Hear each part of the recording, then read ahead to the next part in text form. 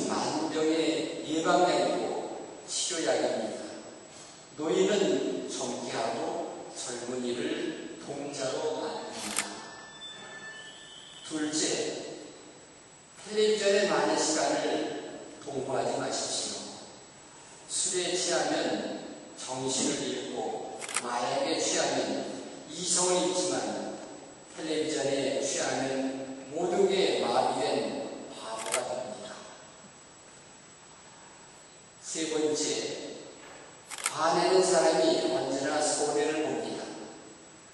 화내는 사람은 자기를 죽이고 남을 죽이며 아무도 가깝게 오지 않아서 늘 외롭고 쓸쓸합니다. 네 번째, 기도는 녹슨 새덩이도 녹이며 천년된 암흑 동물의 어둠을 없애는 한 줄기 빛입니다. 주먹을 불끈 쥐기보다 두 손을 모으고 기도하는 사람이 더 강합니다. 기도는 그에게 자성의 시간을 찾아주고 만물을 유익하게 하는 요령입니다. 다섯 번째, 이웃과 절대로 등지지 마십시오. 이웃은 내 모습을 비춘 큰 거울입니다. 이웃이 나를 마주할 때 외면하거나 미소를 보내지 않으면 목욕하고 바르게 앉아 자신을 곰곰이 되돌아봐야 합니다. 여섯 번째, 말을 많이 하면 필요 없는 말이 나옵니다. 두 귀로 많이 듣고 입은 세 번 생각하고 열어야 합니다. 일곱 번째, 수입의 1%를 책을 사는 데 투자하십시오. 옷이 해지면 입을 수 없어 버리지만 책은 시간이 지나도 위대한 신간을 품고 있습니다. 여덟 번째, 노점상에서 물건을 살 때 깜찍하십시오. 그냥 돈을 주면 나태함을 키우지만 부르는 대로 주고 사면 희망과 건강을 선물하는 것입니다. 마지막으로 한 번째, 머리나 입으로 하는 사랑에는 향기가 없습니다. 진정한 사랑에는 이해, 관용, 포용, 자기 낮춤이 선행됩니다.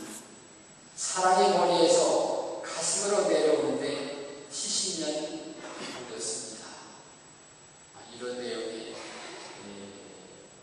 인생 동목 9가지 이렇게 김전 수백, 오이 계신 김전 수백님의 글이 있었습니다. 공감이 가실까요? 시장 가서 깎지 말래요. 그런 의미들이 있습니다. 텔레비전을 조심해야 되는데요. 전시가 많으시다고 말하고 있습니다. 네, 오늘 연중 제15주일입니다. 교회는 오늘 7월의 세 번째 주일을 농민주일로 기억하라고 공부합니다. 식량을 생산하는 사람들 노고를 생각하고 농업이나 식량이 생산품을 만드는 사람들에 대한 올바른 관심과 애정을 갖도록 권고하고 있습니다. 오늘 강론하면서 강론의 주제를 하나님께서는 나에게 큰 계획을 갖고 계신다, 이런 주제를 잠깐 생각을 해봤습니다. 하나님은 항상 빈틈없고 계획적이고 체계적으로 일하시는 분은 아닌 것 같습니다. 그분이 예기치 않은 일을 하시기를 좋아하시는 것 같습니다. 그래서 우리의 삶의 계획을 흐트러놓고 당황하게 만들기도 합니다. 오늘 우리가 들은 제1독서의 아모스 예언서를 보면 아모스 예언자는 평범한 목동이었고 노무였습니다. 그런 그를 느닷없이 불러서 사마리아 가서 그분의 뜻을 전하라고 합니다. 그러니까 그렇게 고백하죠. 나는 그저 가축을 키우고 돌부하가 나무를 가꾸는 사람이다. 그런데 주님께서 양떼를 보호하는 나를 붙잡으셨다. 그렇게 얘기를 하죠. 예기치 못한 일을 아모스에게 무너지고 그의 삶은 전혀 다른 길로 들어서게 됩니다. 물론 이 대목에서 양떼를 몰고 가는이라는 규절이 크로즈업되어 있습니다. 하나님께서는 그가 어떤 마음으로, 어떤 결심으로, 어떤 태도로 양떼를 몰고 가는지를 유심히 보셨던 것 같습니다. 평범한 목동이었지만 그가 자신의 본업에 몰두하는 모습에서 예언자의 자질을 보셨는지도 모릅니다. 하나님께서는 예언자 엘리사를 부르셨을 때도 손을 보고 밭을 갈고 있을 때 그를 부르십니다. 그가 일하는 모습을 보고 그의 인물됨을 알아보셨던 것이죠. 희한하게도 오늘도 예수님은 한가해서 심심해하는 사람을 부르지 않으시고 오히려 바쁜 시간 없는 사람을 부르십니다. 일에 임하는 마음가짐과 태도를 중히 여기신다는 그런 의미일 수도 있습니다. 다른 한편 오늘 제1 독서를 묵상해보면 아모스는 그 부르심을 받았을 때 틀림없이 무척 신이 났을 것입니다. 아모스가 거대 예언자 아마지아 사제 앞에서 당당히 하나님의 말씀을 전할 수 있을 때 얼마나 기분이 들떠 있었을지 상상해 볼 수 있습니다. 이렇게 과연 아모스가 그러한 말을 할 수 있는 능력과 권한을 누가 주었을까요? 아모스 고백하죠. 나는 그저 가축을 키우고 돌 모아 나무를 가꾸는 사람이다. 그런데 주님께서 양떼를 몰고 간 나를 붙잡으셨다. 하나님께서 그렇게 해주신 것이죠.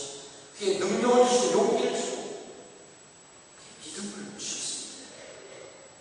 그래서 하나님께서 이렇게 여러분의 당신에게 하나님의 계획을 맡기십니다. 놀랍죠? 오늘 복음에서 예수님은 그동안 당신과 함께 다니며 당신의 가르침을 받고 많은 치유를 지켜본 제자들을 파견하십니다. 하지만 파견되는 제자들의 몇몇은 부족하게 이를 데 없는 모습입니다. 어불 출신의 세리 출신 이름 없는 이들이 다 그들입니다. 마치 오늘 아모스가 그냥 목동이고 그냥 농사꾼이었던 것처럼 그를 불렀던 것처럼 예수님은 그를 부르고 오늘 파견합니다. 예수님은 그들을 파견하면서 지팡이와 신발 위에는 가져가지 말라고 하십니다. 선교 여행에 꼭 필요함직한 음식이나 가방, 돈, 두 벌의 긴 옷도 모두 가져가지 말라고 명령하십니다. 마치 이 말은 일하시는 분은 너희가 아니라 예수님 자신임을 일깨우기 위한 그런 조치였을 겁니다. 하기사 어불 출신이여 세일이 이름 없는 이들에게 마귀를 쫓아내고 병자를 치유하고 말씀을 전하면 그들을 역부족했을 겁니다. 어찌하였든 제자들은 예수님께서 그분의 이름으로 병자를 치유하고 마귀를 쫓아내라고 하셨을 때 그들은 틀림없이 무척 신이 났을 겁니다. 그리고 그들이 실제로 그런 일을 할 수 있다는 것을 알고서는 그 이상으로 신이 났을 것임에 틀림이 없습니다. 형제 여러분, 주님께서는 오늘 제2 독서 사도 바울을 통해 이렇게 말씀하십니다. 우리는 그리스도 안에서 성령 받았습니다. 이는 하나님의 그 풍성한 은총에 따라 이루어진 것입니다. 하나님께서는 이 은총을 우리에게 넘치도록 베푸셨습니다. 하나님께서는 이미 우리에게 은총을 넘치도록 베푸셨다는 놀라운 사실을 오늘 바울서를 통해서 알려주고 있는 것입니다. 하늘에 계신 아버지께서는 당신이 하나님의 은총을 누리기 합당하다고 말씀하고 계시는 것입니다. 은총이 당신이 붙잡도록 바로 당신 곁에 있기에 그 은총을 붙잡으라고 말씀하십니다. 그분은 당신을 기획이 없는 곳으로 이끄실 수도 있고 새로운 봉사적으로 통하는 분을 열어주실 수도 있습니다. 그분이 무슨 말씀하시든 거기에는 은총과 사랑과 약속의 메시지가 담겨져 있습니다. 형제 여러분, 명심하십시오. 오늘 아모스를 불러서 당신 일을 하게 하시고 이름 없는 제자를 불러서 파견하셔서 당신 일을 하게 하신 것처럼 오늘도 아주 자연스럽게 예기치 않을 때 나나나 부르십니다. 그리고 당신 일을 하라고 우리를 파견하십니다. 우리는 부족하다고 말할 수 있습니다. 그런데 우리 주님께서는 아무것도 두려워하지 말아요. 뭐 어떤 돈자도 어떤 그런 재능도 그것이 필요한 것이 아니다. 나한테 맡기고 내가 시키는 대로 가서 마음을 부착해 병자도 고쳐주라 이렇게 말씀하십니다. 하나님의 은총은 예상치 못한 방법으로 찾아오기는 하지만 언제나 그 은총은 흘러 넘칩니다.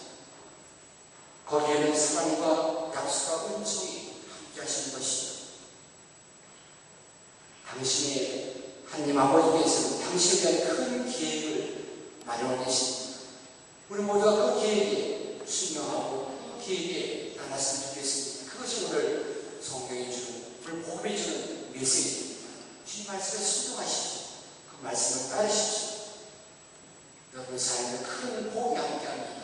라는 그런 메시지입니다.